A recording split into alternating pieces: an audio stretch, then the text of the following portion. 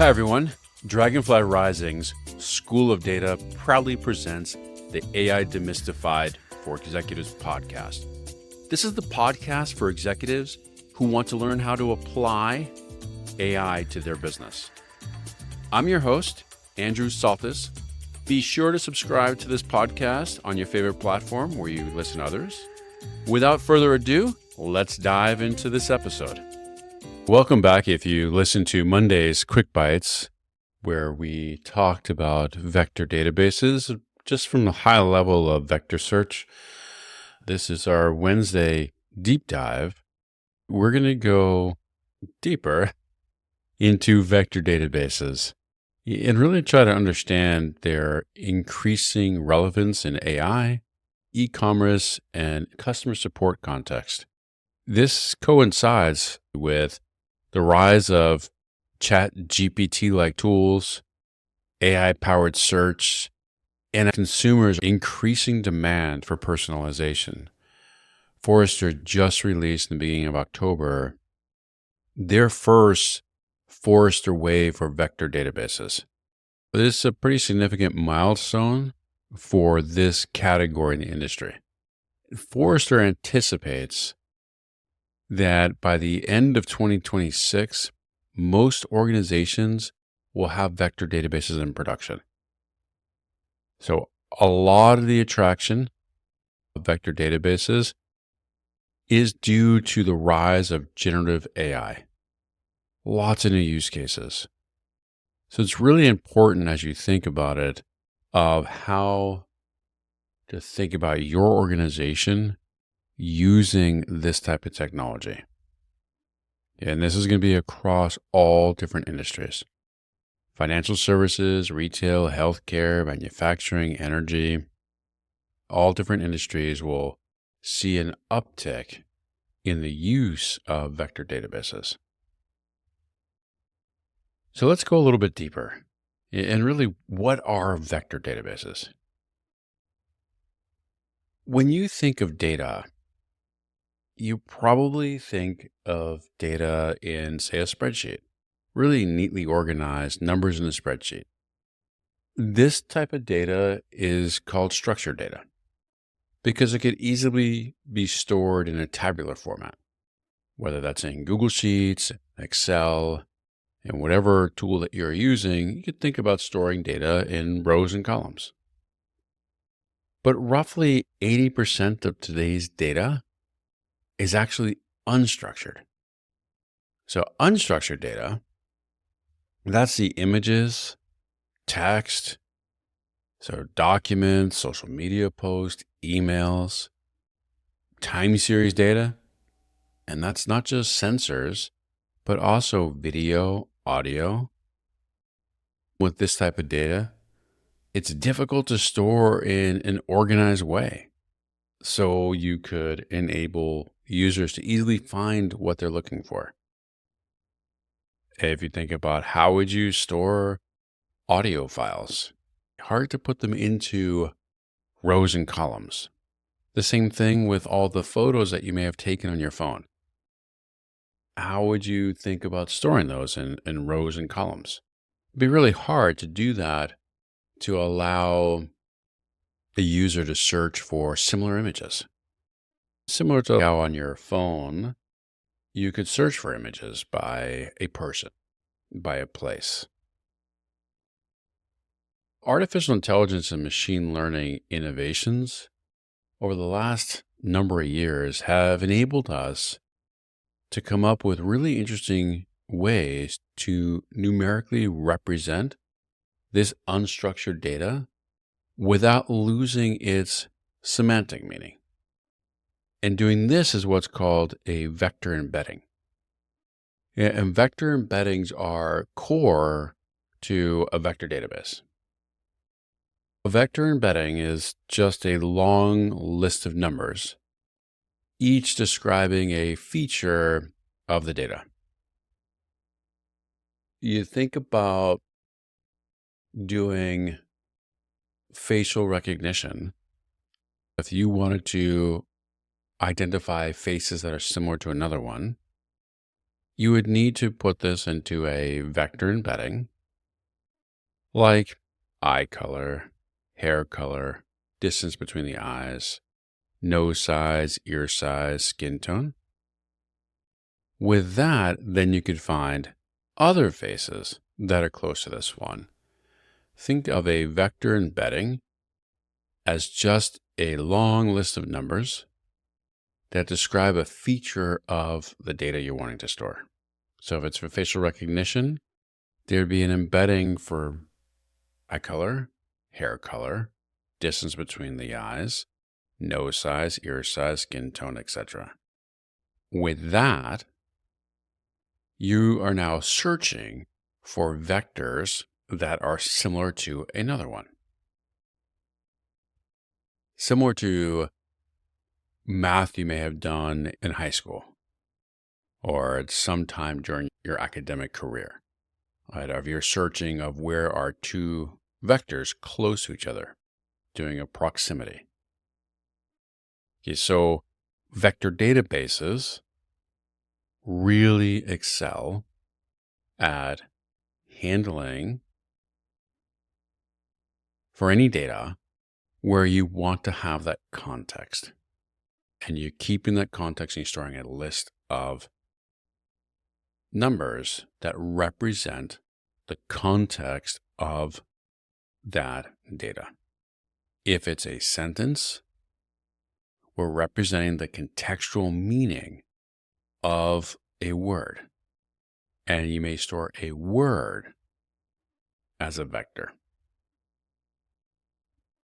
So it's a really important concept here to just remember that these vector embeddings and the real power of them, besides converting an image to numbers, a word, a sentence, a document to a list of numbers, the real key thing is that they're capturing the semantic meaning of these objects in relation to other objects. So when you think about that, if you have two vector embeddings, two long lists of numbers, you're able to easily do distance calculations to see how close are they to another. If you imagined a scatter plot and on that you had dog, you had cat, you had alligator, and you had airplane, you could imagine that in dog, you may have underneath there the different breeds. So say it's a lab, it's a pit bull, it's a golden retriever. Those are going to be closer in that scatter plot, more similar to each other than airplanes or maybe Airbus or Boeing. They may appear in a different part of that scatter plot. So now when you're looking for a dog in a query, you're going to end up being closer to Labrador, Pit Bull, the different breeds that are grouped in that part of the plot. Okay, so you're just matching these things together and we're able to group these. And this can be done as well for product descriptions, for documents. So let's imagine that we had a product description, for example, lightweight laptop for travelers.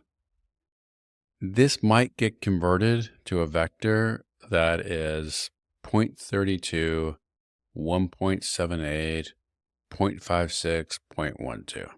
Each number in that vector, so the 0.32, 1.78, the 0.56, the 0.12, each one corresponds to semantic features derived from the text, such as the context, the topic, or the sentiment. Okay, so just a very important concept here of these vector embeddings. You'll hear this referred to as this high dimensional space. These vectors live in a multi-dimensional space. So when I said imagine them on a scatter plot, it's really more appropriate to think of them like a 3D graph. But there could be hundreds or thousands of dimensions. really hard to wrap your head around, but there could be hundreds of thousands of them. And each dimension captures a different aspect of the data's meaning. So you could really get in there and have lots of meaning that's there. And the purpose of vectorizing when you're creating these embeddings is to be able to compare these vectors based on their proximity in this high dimensional space. Vectors that are close together represent similar content, even if using different words. As we talk more about semantic search, as you think about what we talked about in the quick bites, talking about search and having natural language search or semantic search, the way that works is you have this data in vector embeddings. It's been vectorized, if you will. And now you're going to do calculations. And this is all happening with the vector databases. It's not a calculation that you would need to compute by hand or an engineer in your team. But the way that the databases work is they're doing this proximity calculation to return back to you vectors that are close together. And why this really matters, if we just think about the search aspect, we're able to go from exact matches to semantic similarity. Okay, so traditional keyword search relies on the exact word matches or predefined synonyms. That works really well for finding information with known keywords, but it falls really short when the meaning is more important than the words. When I gave the example of Spotify finding podcasts, you're able to look for a sentence. Even if we had another example of searching for electric vehicles, that may miss results that only mention cars. When we talked about keyword and exact matching, you're thinking about an index into a book. You have to have an index entry to find where that term is used on a page. So if you don't have those synonyms, you're going to miss the results. The vector search is going to capture the meaning. So if we had the vector search and search for electric vehicles, cars is a similar concept, right? It's a type of vehicle.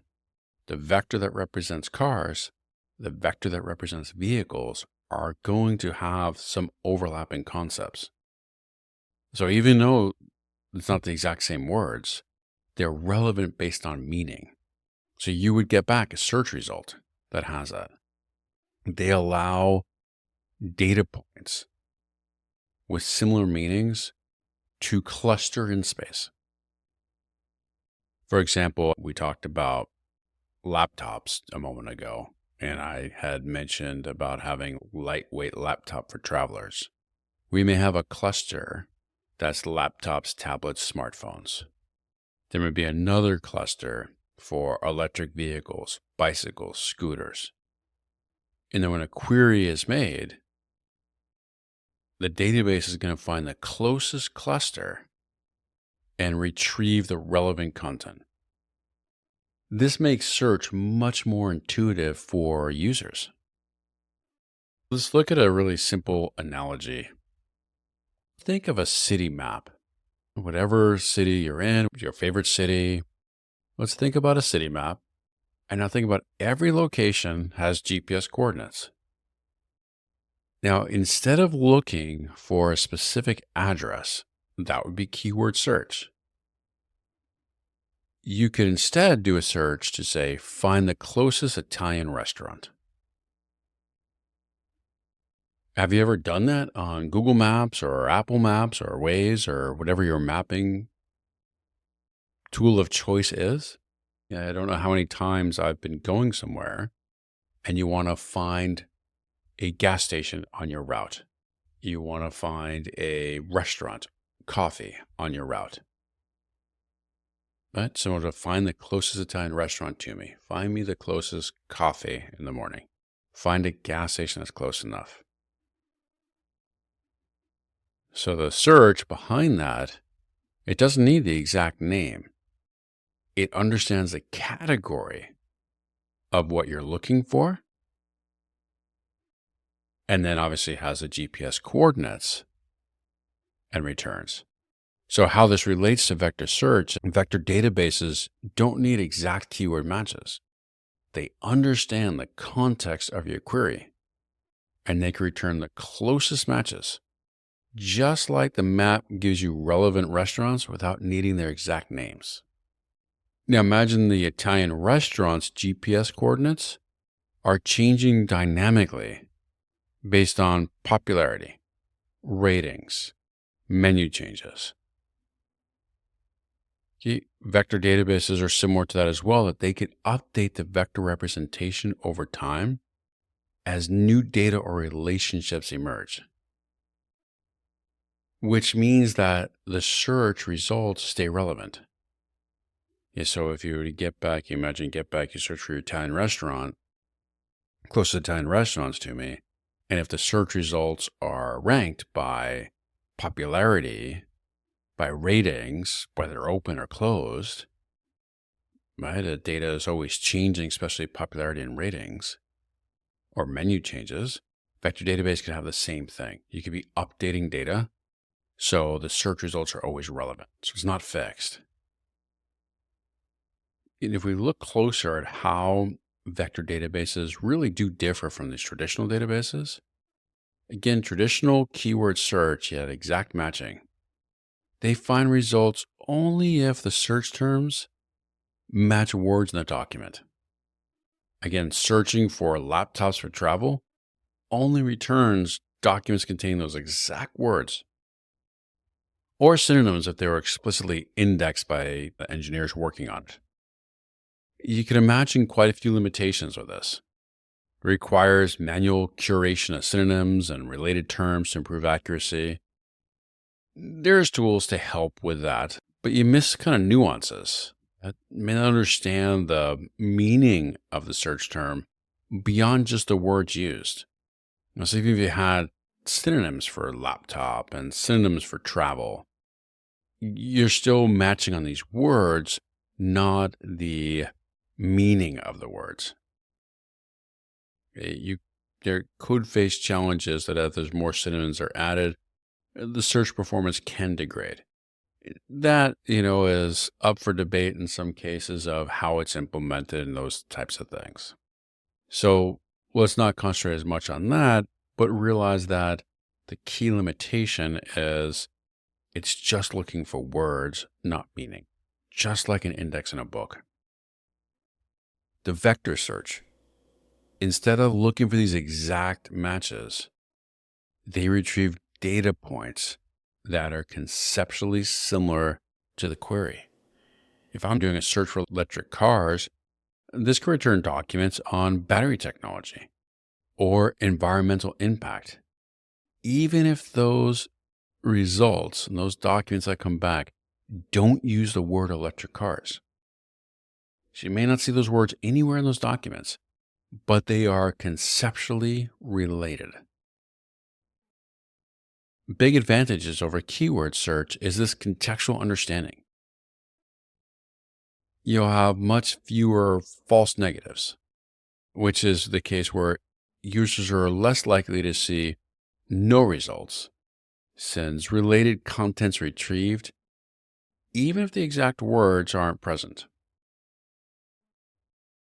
And this can be updated with new data to keep results relevant over time without any sort of manual intervention. You can certainly keep keyword search updated as well. So I don't know how much you would need to really worry about that. But if you're concerned about a vector database being stale, it has the same capability that you could continuously be updating it and have relevancy stay there. When you think about the business use cases and compare them, if we're doing traditional keyword, customer searches for business travel laptop, and the database that you're using returns laptops with business travel in the product title or description. No product contains those exact words. The result may be empty or irrelevant. The vector search, customer searches for business travel laptop, and the database understands that relates to lightweight, portable laptops and returns relevant products, even if the phrase isn't present. And this obviously improves the experience and reduces frustration. Walmart is a business use case. Even if you don't shop at Walmart online, they've been adopting generative AI in their search. And it's particularly groundbreaking for what they've been able to do. So we talked about doing a search with a vector database and having it return results that are conceptually related. What Walmart has been doing is you could do a search for, let's just say, football watch party. And not only will it turn just snacks and chips, but also party drinks, Super Bowl apparel, televisions. So it really understands the nuanced needs of their customers. It understands the intent behind the customer's query. Not only does this increase and enhance the shopping experience, but it also significantly improves the efficiency of search operations by storing data as vectors. A vector just being a long list of numbers that provides these systems the ability to understand meaning and context rather than just keywords. So this could really transform how businesses handle search and AI-powered interactions. Could really improve your customer satisfaction, operational efficiency. So I'd encourage you to rethink your search infrastructure. Could semantic search or AI-powered chat using a vector database enhance customer or employee experiences? Are you already using this today? If you are, I would encourage you to spend some time with engineering teams that have built this to really go beyond just our conversation and really understand how you're using it. Give you a lot of ideas of how could you continue to use this? How could you grow this capability? So let's go a little deeper now that we've talked about vector databases and the high level that there's an embedding, that we're converting data, structured, unstructured data into embeddings, and the database is going to do a proximity search across a highly dimensional graph to find things that are similar, to return that back, and how the vector database helps in really understand the meaning of the words and context. Let's talk a little bit about how data is actually converted to vectors in the first place. So these are called models. One is BERT. Another is called word to vec. So you can think about that as words to vector. And OpenAI has their embeddings, which are extremely popular. So again, these embedding models translate human readable content, product description, into high dimension vectors. Okay, not just the content of in that description, but again, the meaning behind it. And high dimensional vector is just a fancy way of saying a really long list of numbers.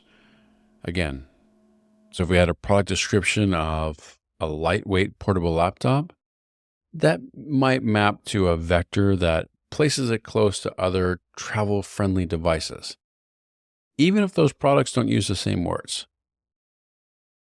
So for a business, this really matters because these vector embeddings, they allow companies to surface related information that keyword search would really miss.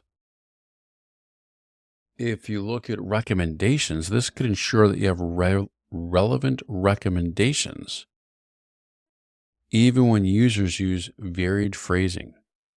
How is this done?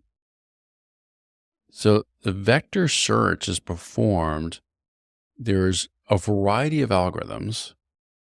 The first is k nearest neighbor.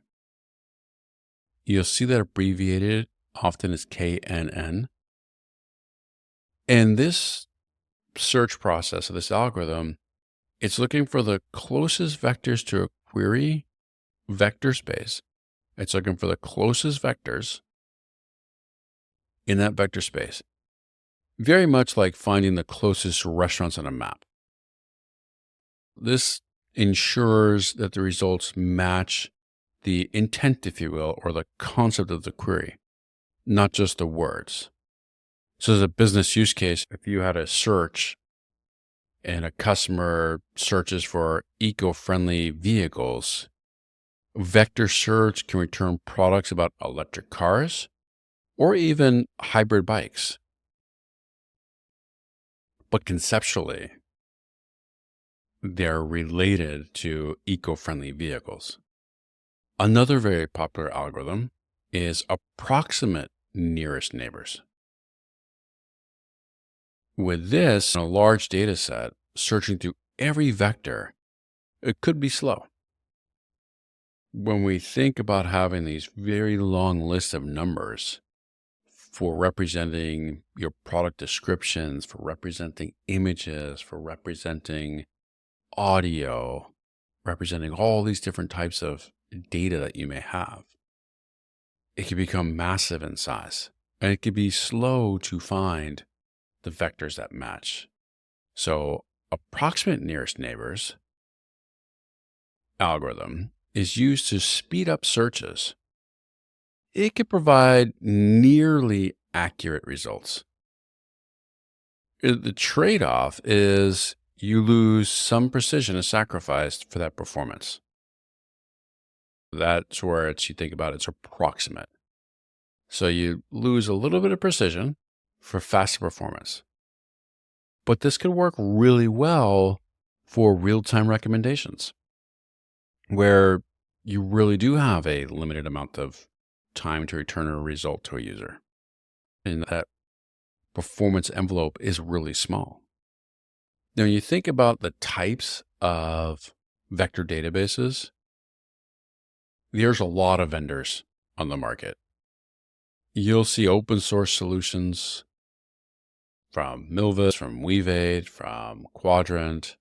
You'll see managed solutions from Pinecone, all the hyperscalers, whether it's Azure, AWS, Google Cloud, everyone has them. So there's a whole lot of movement in this space and a lot of different vendors. The Forrester Wave report that I mentioned may not be a bad place to go just to get an idea of the different vendors. Not suggesting that you use that to make your decision. Not at all. Not affiliated with Forrester. But it gives you maybe a good idea as a starting point or a place to consider. Vector databases really excel in integrating with large language models and serving as memory for AI. These different large language models like ChatGPT are stateless. They don't remember your conversations once a session ends. And vector databases solve this problem. They can be used to store past interactions or domain-specific data as vectors. As an example, a customer service chatbot can use a vector database to retrieve past conversations that a customer had with the chatbot. It could retrieve past conversations that were had over the phone with customer support or via email. Think about all the interactions that a customer had with your business. You could store all of that and all that conversation. And now you're able to provide a much more personalized interaction over multiple sessions. Whereas the chatbot, if it's based on a large language model, every time there's a new session, it has no memory of that because it doesn't. They're stateless from that standpoint. Once the session's over, it's completely stateless. If you think about domain-specific content, not just extending its memory or providing it a memory, but domain-specific content, now you could use this, the vector database that is, to provide specific business data, like your product catalog or policies. These can be provided as vector embeddings. Now you could give the LLM powered chatbot or assistant much better context for user queries. An example, a legal firm can store case law summaries as vectors. And when employees ask questions of the AI assistant, the assistant can retrieve the most relevant case summaries and provide those back. A really good example of this is Morgan Stanley. In 2023, they debuted a new tool for employees. Is an AI assistant that's able to answer common investing and personal finance queries. This is using over 100,000 research documents. I'm sure it's much larger corpus of documents now than it was then. So this allowed employees to very quickly have an extremely fast document search in a chat type of experience. So this is a search and a chat interface to allow them to interact with all these documents. So really powerful. But this is not without its challenges though. All right, so we've talked about vector databases from a high level, if you will, or a little bit deeper as to really what they are and why they're there and how to use them or how to think about them. We've talked about some of the embeddings and how we're creating embeddings and vectors of this data, right? Remember, just think about a vector taking a word and converting it to numbers, not just a word to numbers, but a word to context and intent. So taking a sentence and getting the context and intent from it. But there's challenges to be aware of. You may need to have people on your team that have knowledge of how to build them, tune them, manage the embeddings, make sure the vector queries are, effective. It could be hard to integrate it with legacy systems, but there's a lot of tools in this space. There's a lot of things changing very quickly. So some of that integration and the struggles with it will get easier and easier. Searching high dimensional vector spaces, again, it's expensive computationally. So you'll see different techniques. You'll probably hear about sharding. You may be familiar with that term from databases that you've been around in the past. Or approximate nearest neighbor. Could help manage performance with large data sets. The vendors in this space continue to keep pushing to make things more performant as well. So some of that will start to probably become less of a concern, but it's always good to verify, to do testing of whatever system you're thinking about and the data that you're planning on using. So as you think about this, I'd ask you several questions, right? Are your current search tools keyword based? If they are, would switching to semantic search improve your user experience or employee experience? Are there quick wins that you can identify? Is there an internal knowledge management solution that you could deploy semantic search for faster employee access to documents and tools? Are you using customer service chatbots? Again, here you can improve personalization by giving the chatbots memory of past interactions. So if you're using chat today, can you enhance it? I'd explore the vendors, whether it's open source, managed solutions, really make sure that it's one that fits your organization's needs Are you using vector search today? And if not, ask them how we can start. So, in summary, today, we've gone through the tour of what are the vector databases, from what is it, why. We went a little bit deeper in understanding embeddings, understanding that they're indexed, there's search that happens, a couple of algorithms. These technologies, again, fantastic for enabling natural language search and AI memory. And they can enhance both customer experience and internal operations. There's a lot of different use cases you could use. To start to think about where can you apply semantic search or memory augmented AI in your business. I'd encourage you to subscribe and listen to the next episodes of this podcast. And please, I invite you to share your feedback, ask questions, leave comments below or on social platforms, or feel free to reach out to me directly if you'd like to.